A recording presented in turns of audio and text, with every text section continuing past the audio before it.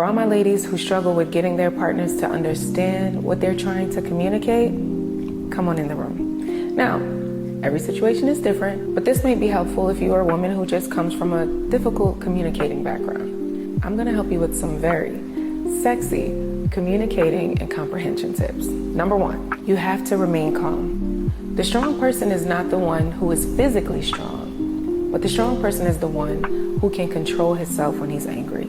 There is nothing more attractive than a person who can control their emotions. Being calm allows you to assess the situation, communicate your emotions effectively, and also comprehend what your partner is trying to express to you. It also makes it very welcoming for your partner to speak to you. Number two, 93% of our communication is nonverbal. So pay attention to congruent and incongruent behaviors while dealing with your partner. What will that look like? An incongruent message may look like your partner asking you, "Are you okay?" and you saying, "Yeah." Your head is saying no, but you're communicating that you are okay. A congruent message may look like your partner asking you, "Are you upset?" and you saying, "Yes, I am upset. We can revisit this conversation later on. I just don't want to take anything out on you." That is a congruent message. Body language and communication speaks volumes.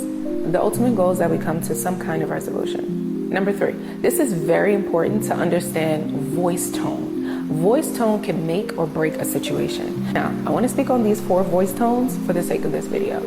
You have credible, approachable, auditorial, and kinesthetic.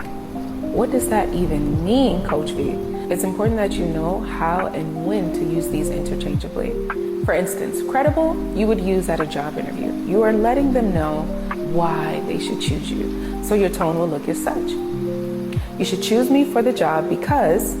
Approachable, you are seeking information. For instance, if you're speaking to a child, "Hi, what is your name?" Auditorial is a higher pitch that focuses on visuals. So you want to give your partner a visual. It may look like, "Last night when you came home, you ignored me. You sat on the couch and watched TV all night long. I just gave you a visual, but I'm upset and I'm using auditorial tone."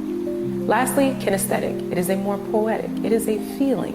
You want your partner to understand what made you feel a certain way. And that may look like, "My feelings were really hurt yesterday because of the way you made me embarrassed in front of your family." So knowing how to use tonality interchangeably is key. Lastly, this is the most important part of all of this communication. You need to set healthy communication boundaries with your partner in the beginning of the relationship.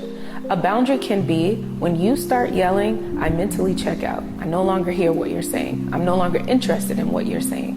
So in order for us to have a productive conversation, please don't go over a 7. And when they are at a 7, that is when you help them identify, "You're at a 7 right now, and I'm about to check out." I'm gonna give you these last 2 out of 20 that is really helpful and that you can start today.